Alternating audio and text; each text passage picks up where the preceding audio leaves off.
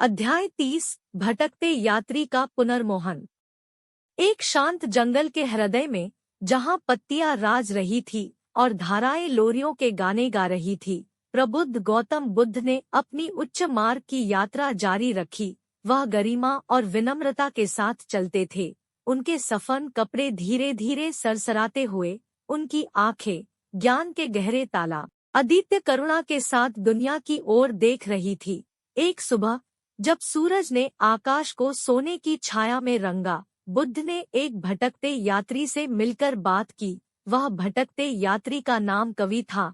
कवि ने सालों से जगह घूमा हुआ था, अर्थ और उद्देश्य की खोज करते हुए। उसका अव्यस्त रूप और माथे पर खुरदरा विचार उस आंतरिक संकट का साक्षी था जिसने उसे निगल लिया था। हिचकिचाहट और संदेह के साथ कवि ने धीरे धीरे और संदेह के साथ यह महात्मा की ओर बढ़ा। तुम कौन हो और तुम्हें क्या चाहिए, हे भटकते यात्री? बुद्ध ने सोने की तरह बिखरी पत्तियों की तरह हल्के से आवाज दी। कवि ने महात्मा के शांत चेहरे की ओर देखा।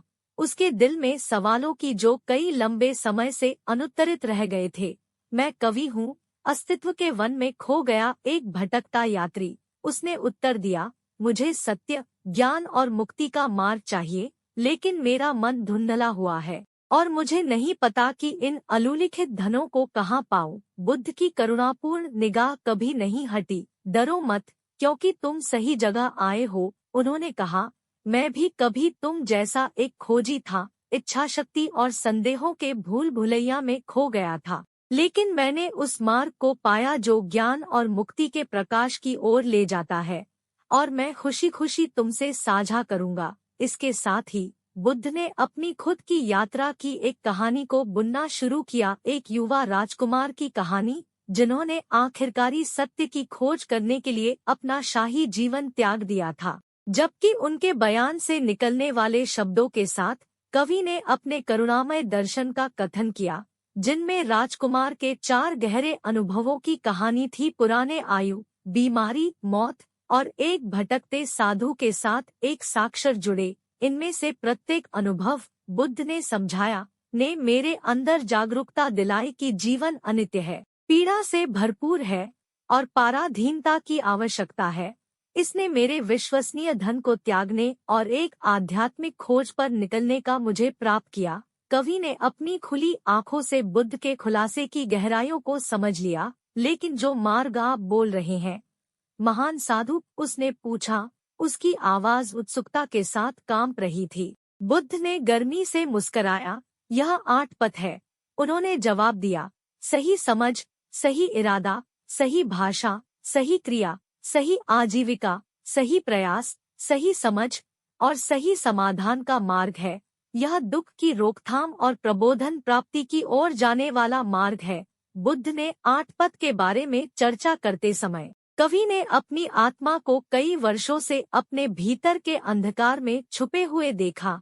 इस पथ के साथ, जिसमें नैतिक आचरण, मानसिक अनुशासन और ज्ञान के सिद्धांत शामिल है, उसकी आत्मा की अंधकार की विशाल खलिहान में एक मार्गदर्शक तारा की तरह लग रहा था। दिन वो सप्ताह में बदल गए और कवि बुद्ध के वफादार शिष्य बन गए। जंगल में उनके साथ होते हुए, जब वे विभिन्न चुनौतियों और उत्सुक खोजकर्ताओं से मिलते हैं, एक साथ वे शांत नदी किनारे ध्यान करते हैं, जिज्ञासु मनों के साथ ज्ञान साझा करते हैं, और जिन लोगों को पीड़ा से भारित किया गया था, उन्हें सांत्वना प्रदान करते हैं।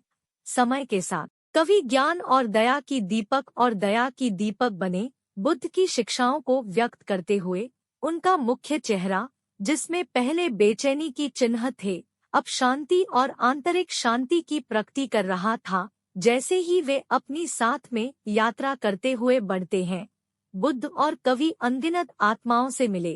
प्रत्येक अपने खुद के पुनर्मोहन और प्रबोधन की खोज कर रहे थे, और प्रबुद्ध के माध्यम से मिले उनके आदर्श मार्ग, वे सांत्वना, उद्देश्य और पवित्र मार्ग प्राप्त किया, जिसने उन्हें अंधकार से प्रकाश की ओर ले जाया।